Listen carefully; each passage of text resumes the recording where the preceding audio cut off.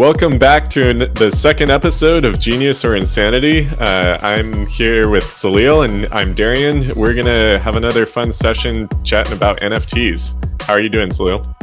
Doing great, man. How are you? I'm doing well. I've been really excited getting in deep with this research. You have a lot of the numbers, but I think, when I started seeing some anomalies, I knew we'd have something to talk about this week. Yeah. No, last week's episode was great. So got good feedback, good reception. So that's awesome. So thank you. If this is your second episode you're watching, or if it's your first episode, welcome back or welcome.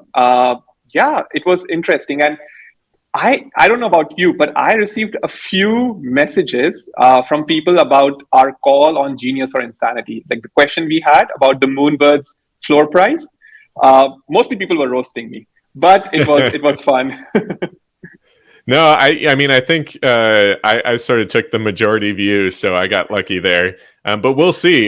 You're going to look even more genius if you're the odd man out. And then, all right. All right. Let's get into it, right? So the call last week we made was, we had a question. The question was, is the Moonbirds floor price, which last week was 33 ETH, was that, like, getting into that project, is it a genius move or is it insanity? My view was based on a few factors. It's a genius move. And when I said genius move, obviously you have that kind of capital to deploy, and you also are not looking to, make a quick return. It's a little bit on a long-term view.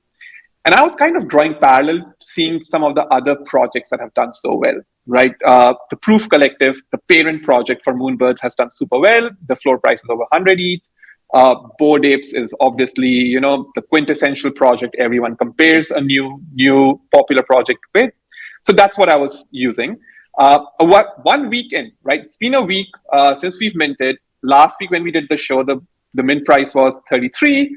And now the mint price is, we have a slide on that if you want to pull that. There we go. It's $29.95. It's like someone put a retail tag on the price. So one weekend, what do you feel, Darian? Floor price is slightly lower than last week. Thoughts on this? Well, I think we even saw some dips as low as 25 along the way, and this is expected over the short terms. That was kind of the Maz and I had that view, is like people just some of them have to flip out of this if they look at it as the size of their portfolio. It's maybe even if they hold a lot of other NFTs, it's getting up 75% of their portfolio. And so I think that's something where they got to think, do I have liquid $40,000 to be throwing into something, or in this case, $100,000? If, I think a lot of people are looking at that trade-off. The same comparison, the comparable you used was a Tesla Model S. They're saying that looks pretty good right now. I need to get around, and inflation has these things up a little more. So I got to flip this to be able to buy a Model S. So I think that's what we're seeing. Long term, I think all three of us were bullish. So if I were a holder, I wouldn't be worrying. But we'll see. Yeah. The price actually went almost as high as 40 ETH, and I was feeling genius all of a sudden. But obviously we're down a little bit. The interesting thing on this is, and we'll cover this towards the later part of the show, is I feel, or there are people, their thoughts that one of the reasons the price is slightly lower is because people are freeing up some ETH for the land drop that the Yuga Labs is doing, the Bored Ape, parent company is doing. So people are freeing up ETH for that. So there are thoughts on that, and we'll talk about it later. But as far as a weekend, it's about 30. So it's not that the price crashed, and it's not the price went up tremendously. In the same ballpark neighborhood. Well, I think bigger news was the COO, Ryan Carson, leaving. Oh yeah, that had everyone up, up in arms and in the Twitter space, and it does raise a little bit of suspicion. Also, Moonbirds just raised $10 million from a few different venture capital firms, and Alexis Ohanian, the co-founder of Reddit. So I think there's definitely been some what people in the community might see as suspicious, insider information, sweeping the floor, and then leaving, kind of right after. So Kevin Rose did say that they're going to going forward, they're going to have some new policies in place, but I'm not sure that quelled the community's concerns. Yeah, there was FUD. There was FUD around this. As far as, again, right, publicly shared information stands, doesn't seem like, Ryan Carson did anything that was against the policy. There was a period where the team could not trade or buy anything so they had, I think, two things. One was, until the rarities are known, the team knew the rarities because they were actually looking at it during mint or during testing phase. So they knew the rarities, but they were like, until public knows the rarities, we won't buy anything in secondary market. And from everything that we know, Ryan Carson abided by all of that. There were probably some conflict of interest because he wants to have an NFT fund of his own. But again, publicly, it just seems, I'm sure there's a bit more to it than what we know, right? No one does such a successful mint and then walks away from a company that just raised $100 million, and that too as a COO. But in some sense, I actually appreciate the bold move that Kevin Rose and the team made, which is 2 or 3 days in, if they felt something is not right, they're actually putting steps in place to make it right. So I think for now there is FUD, but hopefully over time and hopefully the quick reaction to this takes care of a few things. Yep, I think you're right on that. So the sale price, going back to the numbers for a second, the highest sale price was 350 ETH on one Moonbird. That's $1 million. So insane numbers. Last week when we recorded, the highest price was 175. So it's another Moonbird sold within the last week for $1 million. On Friday last week, they actually also rolled out something called nesting, which is nothing but staking your NFTs. So you can take an NFT and you can lock it up. The reason to lock NFTs from the project point of view is it reduces the supply in the market and people don't have enough NFTs to buy, those who want it, so the price will go up. And the way the project is incentivizing people to actually lock their NFTs is by saying, if you lock your NFTs for certain duration, there will be rewards. So they're using the whole nesting terminology for it. So if you nest for 30 days, you go from a straw nest to a bronze nest. They released this, I think, around 5 p.m. Eastern last Friday. And as soon as it was available, I think nested my thing within 30 or 40 minutes. And within the first 30 minutes, I actually went and checked. 3,000 birds were nested before I could nest my bird within the first 30 minutes itself, or like 45 minutes. So there was a bit of a gas war also that happened at that moment. People wanted to be first and so on. And just before this show, I ran the numbers, and as of right now, there are 10,000 Moonbirds. 9,008 have been nested, right? So there are only less than 1,000 Moonbirds that are unnested that can potentially, be bought or sold. I think that's wild, because when you think about, to be clear, even though some people are referring this as staking, it's really great that they called it nesting, because staking is traditionally for proof of stake networks, and you're actually securing the network with that stake. Whereas, with this type of staking, and it's good they're calling it nesting, you're really just locking up, making the supply less liquid, and you're getting rewarded for that. So it's surprising that it's this high, almost a 90% over a 90% participation rate, because in proof of stake networks, like a 70% participation rate is high, and there you're actually doing it for a really important purpose. So I think this is just a testament to how passionate this community is. I didn't expect this number to be this high, but super high. And everyone's racing to, stake it for 30 days and get their bronze nest. Traded volume, that's the other big metric, right? So when the project was launched, Kevin Rose famously said he wants Moonbirds to be one of the top 5 projects, PFP projects. Now, again, it's a loose definition, right? What does a top 5 PFP mean? One of the ways to see it is maybe the traded volume. So since launch, it's only been, 7, 8 days, maybe 10 days. It's done 144,000 ETH in traded volume. And to put it in context, CryptoPunks, which happens to be, one of the first NFTs, most traded volume is close to 898. But on that list, and these are ETH NFTs only, Moonbird is now number 6. So there is Clonex, Azuki, Mutant Ape, Bored Ape, and then CryptoPunks above it. But those projects have been out for months, and yeah, Moonbird's just been released 10 days ago.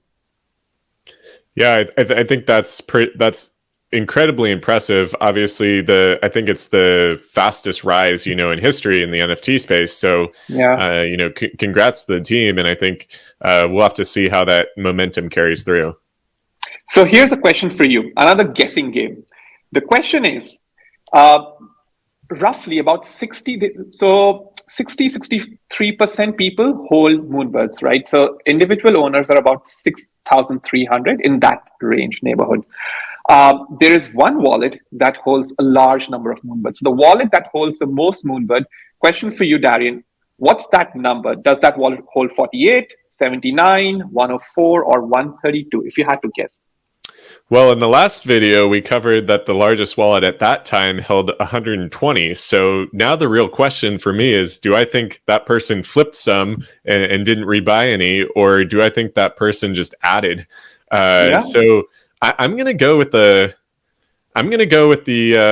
former. I'm going to say they flipped some. I'm going to say they own 104. And if I'm wrong, that means we have a real passionate holder out there. Or a dispassionate holder. They went down to 48.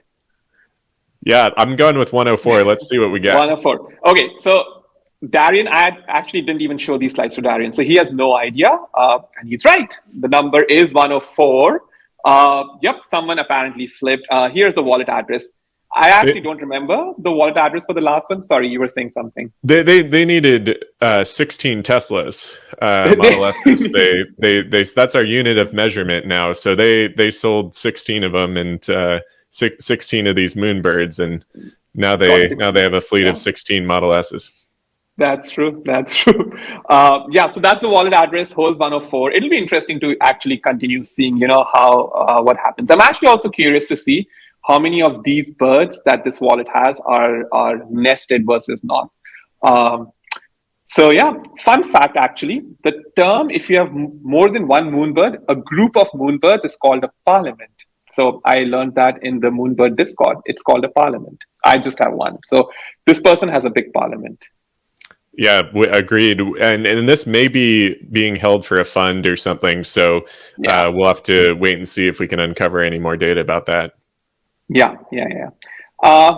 So as we started this episode, we talked about the price going down. And one of the hypotheses is potentially the land drop by Bored Ape Yacht Club, the Yuga Labs, is driving some of it. So a few weeks ago, the Bored Ape Yacht Club pitch document, Yuga Labs pitch document, was actually leaked. And in this YouTube video, in our description, I'll put the link to it, where the whole 90-page long PDF document is there.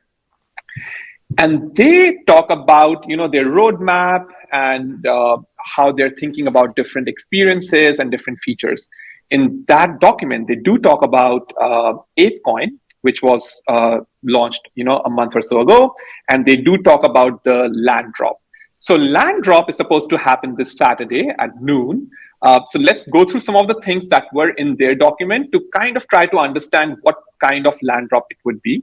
And they're trying to set it up as a gaming experience. So again, it's a project that started last year, super popular project. And gaming and metaverse seemed like the big things last year, even they are somewhat big things this year. So they are keeping, true to that spirit of building a metaverse, building a game. And that's one of the slides on their pitch deck that says that they are, trying to build a gaming experience where the money is real, which is ApeCoin, and people actually own the land, which will be dropped, and then resources, and bring their own character. I think it's interesting. But yeah, so far from the leaked documents, at least, and all the progress, seems like Yuga Labs, the parent company for Bored Apes, is on their way building this out. And with this Saturday land drop, they're one step closer to actually building this thing out. Yeah, I agree. Nothing to add on that. I think they've sort of proven themselves time and time again, and continue to execute. Yeah, and these are again some leaked slides, if you will, and they've come out and said, look, these are old slides and things might change, and I'm sure things will. From what we can see is they expect to drop about 100,000 parcels of land. 70,000 will be for public sale. 30,000 probably will be airdropped to the Bored Ape owners and to the Mutant Ape owners. The pricing on this is unclear so far. One other thing they're talking about is in these lands, they will have resources and they'll have other characters or NFTs, and those characters will potentially be called Codas. And yeah, they'll be randomly distributed. So even now, I think people, more than owning a land, they are truly hoping that they are one of the lucky ones who buys the parcel of land where a Coda is, because not only you get the land at that point, but you get another NFT, which is a Coda. And these are some illustrations that they had in their pitch deck on what a Coda would look like. And I'll actually link this whole document in the show notes so people can go through this. They, I think, have a somewhat of an expected price on a parcel of land. They said it's going to cost about 300 ApeCoin. And the ApeCoin price, I think, stayed at about $7 for the longest time. And leading up to this land drop, the coin price is about $22 actually. Just before this show, I checked, it was $22. So $22 times 300, it's 6,000. So almost looks like it's 2 ETH, north of 2 ETH. What would be the mint price on a parcel? And if they do 70,000 parcel at 2 ETH, they at mint will pretty much suck out 140,000 of liquidity in the market. That's crazy numbers. Yeah, and I think that maybe means your thesis is correct on where some of the money from Moonbirds is going. That's a lot of liquidity, and so I think that could be correct. Some people had to dump Moonbirds to buy into ApeCoin. I have been watching the run up. We talked about holding ApeCoin last week, but yeah, I didn't know that we would see this big of a run in a sort of bear market, if you will. So we had other things a couple days ago selling off 8-10% in the crypto markets, and we had ApeCoin up 20% on the same day. And so we've seen a lot of strength there, and clearly a lot of people are excited about land. Yeah, and they're expecting for this year about 2/3 of the entire revenue. And I think at some point I had the revenue numbers for these guys. I think it's close to like $500 million that they're expecting, but 66% of the revenue is going to be generated through land sales, both primary and secondary. So crazy numbers for a project that's literally a year old. I think they made about 127 million in revenue last year, raised 450 million at 4 billion valuation, and are expected to make $500 million this year just through this NFT ecosystem. That's crazy. You got to wonder how long it lasts, because I think you need new money to come in for this stuff to persist. Otherwise, it's just moving money around.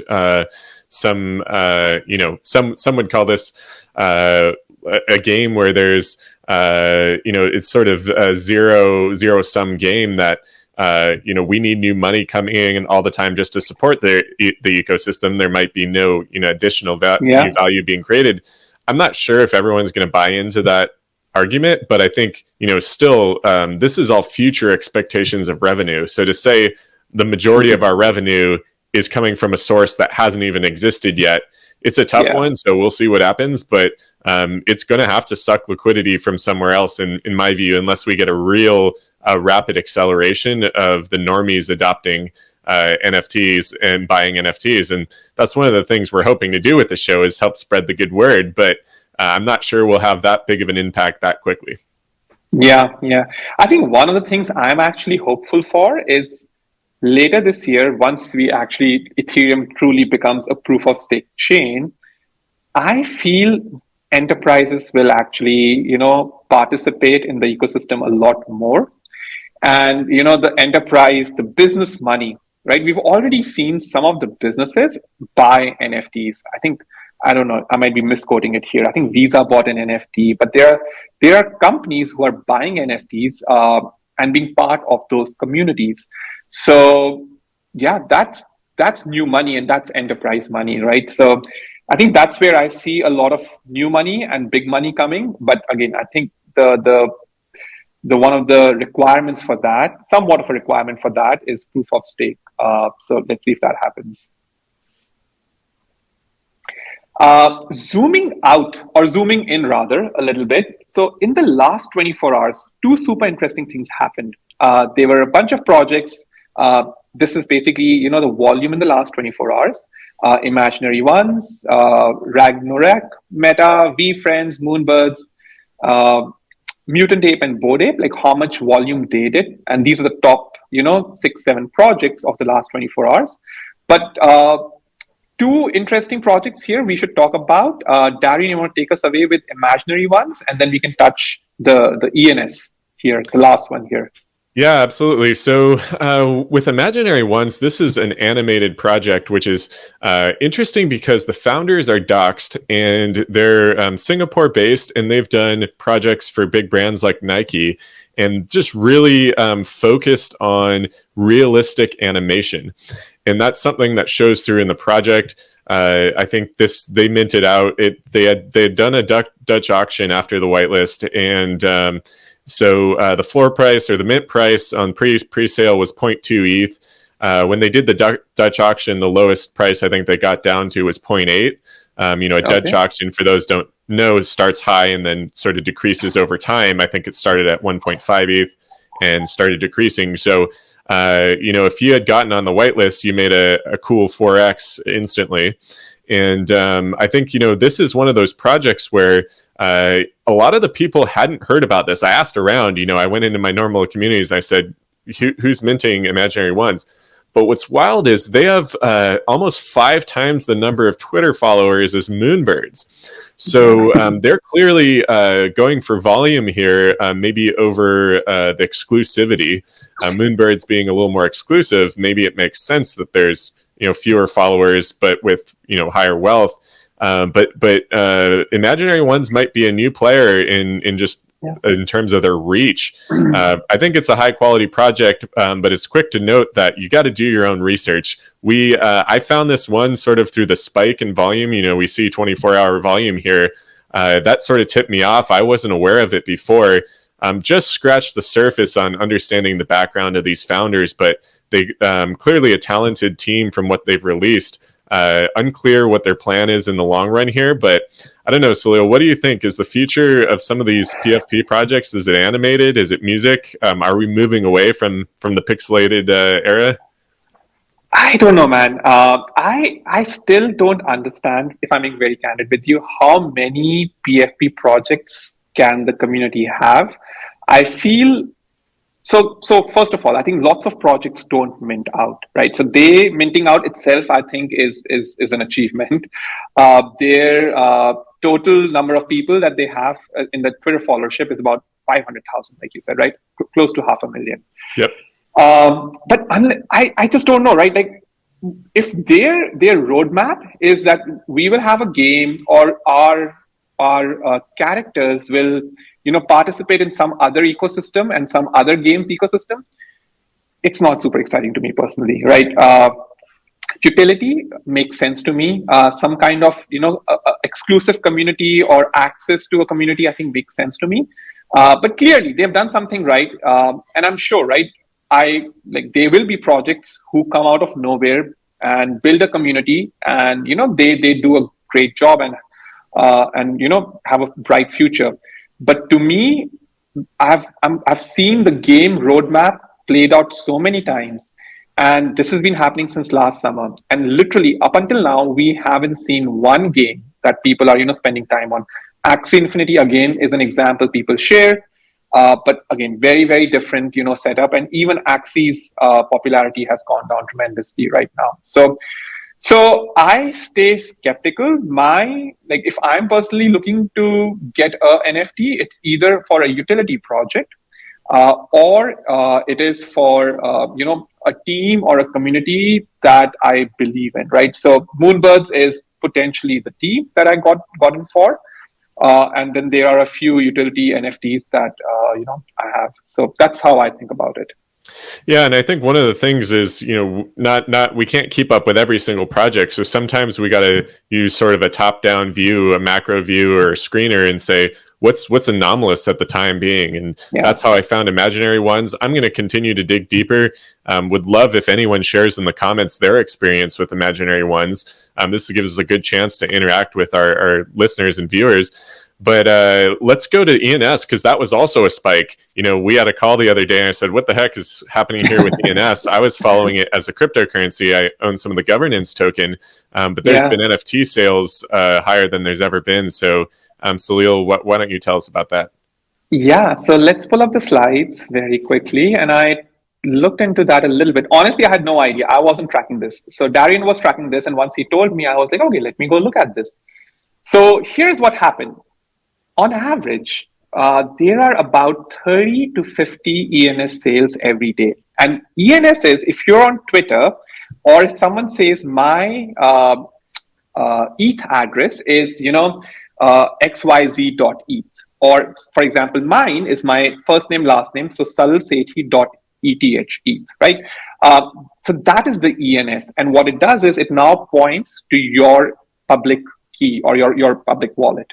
So it's just easy to remember, easy for people to access, and easy for people to, send crypto, send NFTs, and so on. So lots of people get it, but again, 30 to 50 ENS get registered every day. So we looked into this. Yesterday, or in the last couple of days, the registration spiked up to 1,800 ENS in a day, which is, like you can see the chart here, completely crazy, unexpected. And what's being picked up right now is these 4-digit ENS. So 123.eth or 4, 5, 6, 7, whatever, right? Pick any 4 digits, and that's getting quickly picked up. I have no idea why that's happening, but somehow people find that there is value in it. And it's being sold, and buying this for the first time is fairly cheap. It's like 0.08 ETH, even less, for a few years. And even if you increase the number of years, it's very, very cheap. But what's happening right now is you can, obviously, it's an NFT, so you can resell it. So people are picking up these ENS 4-digit, and the floor price on these 4-digit ENS at this point is 0.5 ETH, which is $1,500 based on current ETH floor price. And it's been polarizing. There are people who say it makes no sense. And that's one of the tweets where people are like, I have no idea why you would spend so much money. So with that, I think, like our last show, let this be a genius or insanity question. Darian, is it worth spending $1,500 on an ENS? Do you think it's genius because we see a future of ENS, and at some point, this becomes similar to websites? Or you think it's just a fad and it's insane to actually spend $1,500 on it? Yeah, this is a real tough one. I'll go with this as genius, because I don't think anyone has purchased a lot like this. And squatting has been a huge business in Web 2 on domain names, and so I think this is kind of a first mover advantage, if you will, sort of sucking up supply. We didn't do a wallet analysis to see how many people were actually owning these, but this could be something where it's one entity, like one fund, that really just sucked up all the supply, and now they control prices. So I'm going to call this genius. I don't know if an individual you want to go out and spend this kind of money. I would just get a longer one, just like Salil's done. But as far as, if you're going to do this as a business, I might call this genius, because we're still early. Yeah. I'll take a counterpoint on this. I'll say it's insane. For me, obviously, I think people want shorter names. I feel the market is still really, really early. and there are competitors already, right? There's unstoppable domain. So we don't know which one will be the market leader. I think ETH or ENS has already established itself quite a bit. So they have that advantage. But spending $1,500 to get that 4-digit, my guess is another month or so, the numbers will be lower. Again, I don't know what will happen in 2 or 3 years, but it feels like it's a quick flip. Maybe there's an airdrop happening. Last year, there was an airdrop, right? So we don't know what's coming up, but I'll say it's insanity. All right. Well, I like when we don't have agreement, because that means someone gets roasted either way. So what else do we got today, Salil? I think that's all I had, my friend.